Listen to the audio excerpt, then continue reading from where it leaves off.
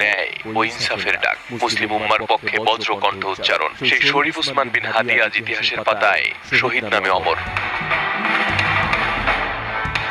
ফেসিবাদ ও ভিনদেশী আধিপত্যবাদের বিরুদ্ধে অকুতোভয়ে কণ্ঠস্বরকে বিদায় জানাতে শনিবার জাতীয় সংসদ ভবন এলাকায় অনুষ্ঠিত হয় তার নামাজে জানাজা। ইনকিলাব মঞ্চের মুখপাত্র শরীফ ওসমান বিন হাদির জানাজায় অংশ নেন কয়েক লাখ মানুষ।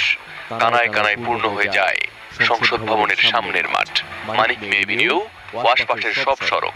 ধারণা করা হচ্ছে 7 থেকে 8 লাখ মানুষ এই জানাজায় অংশ নেন, যা দেশের ইতিহাসের অন্যতম বৃহৎ জানাজাগুলোর একটি। শরীফ ওসমান হাদির দাফন সম্পন্ন হয়েছে বিদ্রোহী কবি কাজী নজরুল ইসলামের সমাধির পাশে। যেন 2 শতাব্দীর 2 বিদ্রোহী কণ্ঠ একই মাটিতে বিশ্রাম নিলেন। একজন কলমের বিপ্লবী, আরেকজন রাজপথের বিপ্লবী। ইতিহাস যেন নিজে এই মিলনের সাক্ষী হয়ে রইল। দেশের সবচেয়ে শক্তি